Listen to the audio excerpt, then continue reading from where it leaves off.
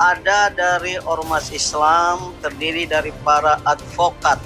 Saya tidak usah sebut dari mana, dan saya yakin akan berbondong-bondong advokat-advokat lain untuk membela Pak Yusuf Kalla yang sesungguhnya tidak perlu dibela, dan akan menuntut ya ke pengadilan, ke meja peradilan dan pengadilan untuk ditegakkan hukum. Walaupun ada di antara kami yang menengarai ya, baik Ade Armando, Abu Janda, dan seorang lagi Grace Natali, ada backing-backingnya katanya ya.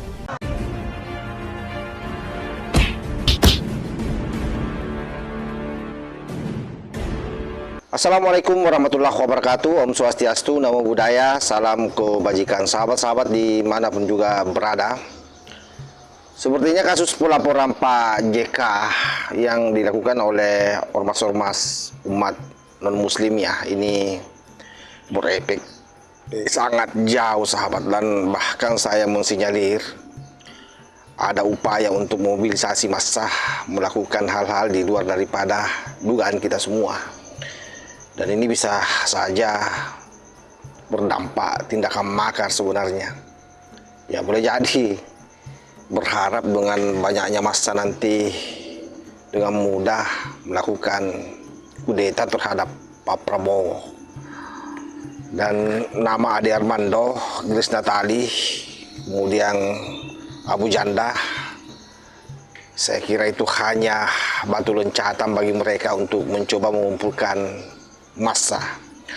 Apalagi kita dengar pernyataannya Pak Dim Samsudin ya, yang notabene-nya memang orang ini saya kira kemarin memang tidak mendukung Pak Prabowo, dia ada di kelompok sebelah termasuk Pak JK, dan dia pasang badan di sini terhadap Pak JK sahabat, dan mengajak banyak orang terlibat untuk membantu Pak JK termasuk para advokat katanya.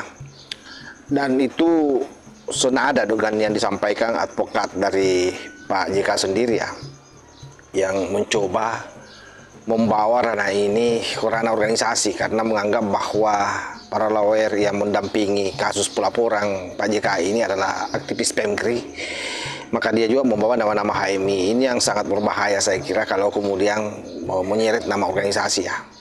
Artinya mencoba melibatkan emosi massa yang begitu besar. Nah, sebelum kita lebih jauh masuk bicara ini, coba kita dengarkan dulu bagaimana pernyataan daripada Din Samsudin sahabat. Ini dia videonya. Kami menyampaikan pikiran bahwa mereka yang pertama kali memuat pelintiran pidato Bapak Yusuf Kalla di Masjid Kampus UGM itu sangat bersifat tendensius, provokatif, dan potensial untuk mengadu domba antar umat beragama. Maka oleh karena itu ada dari kalangan ormas-ormas Islam, para advokat yang akan menuntut yang bersangkutan. Karena sebenarnya bukan pertama kali, sudah berkali-kali menyebar fitnah dan mengadu domba antar umat beragama. Ada dari ormas Islam, terdiri dari para advokat. Saya tidak usah sebut dari mana, dan saya yakin akan berbondong-bondong advokat-advokat lain untuk membela Pak Yusuf Kalla yang sesungguhnya tidak perlu dibela, dan akan menuntut ya ke pengadilan, ke meja peradilan dan pengadilan untuk ditegakkan hukum. Walaupun ada di antara kami yang menengarai ya, baik Ade Armando, Abu Janda, dan seorang lagi Grace Natali, ada backing-backingnya katanya ya. Jadi memang pada prinsipnya apa yang dilakukan oleh teman-teman non-muslim, terutama lembaga-lembaga yang melaporkan Pak JK, saya kira itu wajar saja.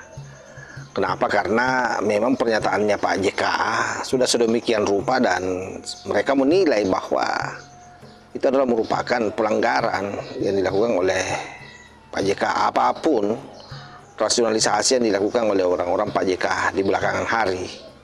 Nah, oleh sebab itu yang kita sayangkan adalah karena justru isu ini semakin liar, sahabat ya.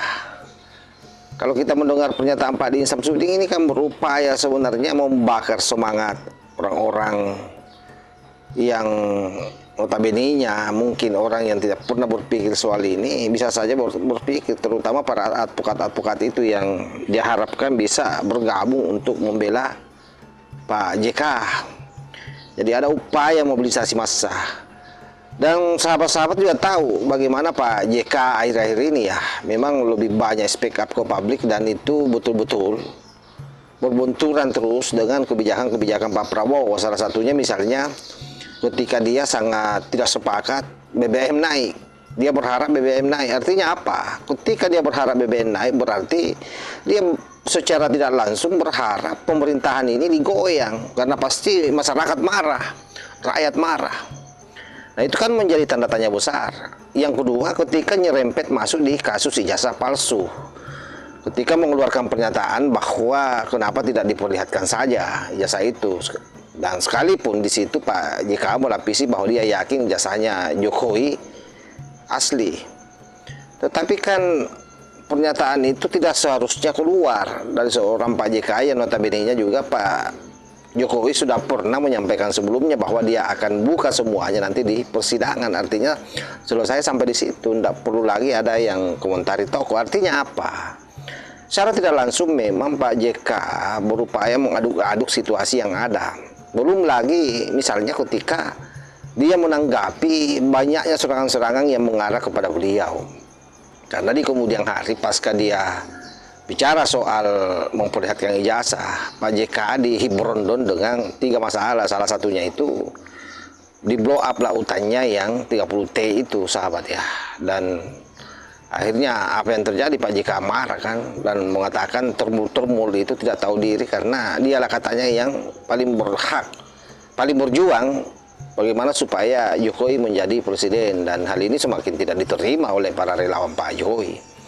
Oleh sebab itu sahabat-sahabat sekalian, sekali lagi bahwa kasus Pak JK ini patut diwaspadai. Jangan sampai ini kemudian memicu konflik di bangsa kita, karena sekali lagi dengan pernyataan Pak Din Samsudin ada upaya untuk mobilisasi massa yang jauh lebih besar, melibatkan banyak orang, termasuk pengacara Pak JK sendiri yang sudah offside juga mencoba-coba membawa lembaga HMI, Himpunan Mahasiswa Islam, yang saya kira itu juga tidak tidak benar menurut saya, karena ini bukan persoalan organisasi, bos, ini persoalan individu.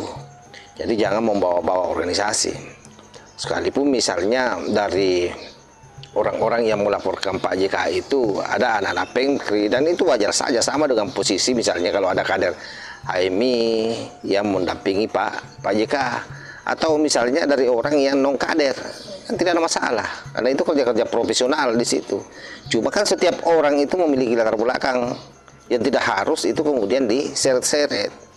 Saya kira seperti itu, sahabat. Jadi kita harus waspada ini, jangan sampai ini menjadi batu loncatan untuk melakukan hal yang di luar dugaan kita.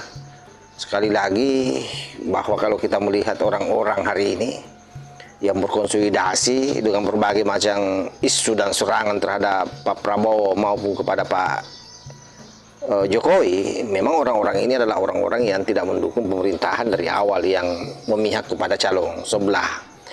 Tetapi dalam era demokrasi sekali lagi bahwa yang namanya kritik, yang namanya demonstrasi dan seterusnya itu sah-sah saja selama itu dilakukan sesuai dengan koridor yang ada. Tetapi kalau sudah berlebihan kan berbahaya juga, sahabat ya. Makanya harus diantisipasi betul, jangan orang mudah terpancing. Ada nama Ade Armando, nama Ujanda, Grace Natali dibawa-bawa oleh Pak Din Samsudin. Sekali lagi bahwa buat saya itu hanya batu loncatan bagaimana untuk membakar semangat orang untuk ikut terlibat, bagaimana supaya terkonsentrasi massa besar. Yang dikhawatirkan nanti ya jangan sampai sekali lagi agenda kudeta yang selama ini terdengar betul-betul nyaring itu kemudian menjadi bom waktu yang akan meledak. Oleh karena itu sedapat mungkin setiap informasi ya harus ditapis dengan baik. Saya kira demikian sahabat ya. Wassalamualaikum warahmatullahi wabarakatuh.